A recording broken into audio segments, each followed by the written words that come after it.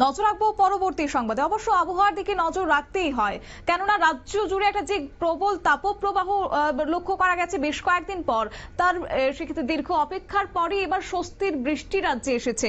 এবং সেক্ষেত্রে দেখা মিলেছে কুমারঘাট মহকুমাতে, ঊনকোটি জেলায় কুমারঘাট মহকুমাতে বেশ কিছুদিন পরে এই বৃষ্টির দেখা মিলেছে, যার ফলে স্বস্তি মিলেছে, স্বস্তি পেয়েছেন মহকুমাবাসী।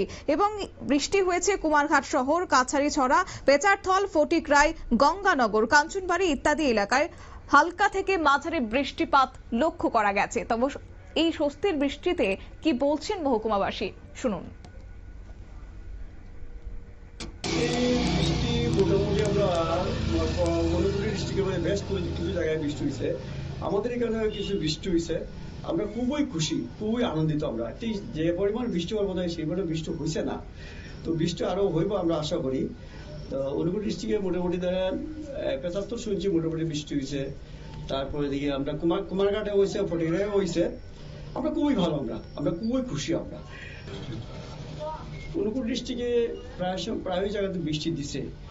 তো মোটামুটি সন্ধ্যা থেকে ৫টা থেকে ৬টা পর্যন্ত বৃষ্টি দিচ্ছে, কিন্তু আরো বৃষ্টি হইলে আমরা খুবই ভালো হইলো। আপনারা শুনেন মহকুমাবাসীর বক্তব্য। অবশ্য বেশ কয়েকদিন ধরে যে একটা গরম অনুভূত হচ্ছে, তারপরে দীর্ঘ অপেক্ষার পর এই স্বস্তির বৃষ্টিকে কেন্দ্র করে কৃষক কোল সহ সাধারণ নাগরিকরা কিন্তু অত্যন্ত খুশি হয়েছেন এবং স্বস্তি মিলেছে তাদের।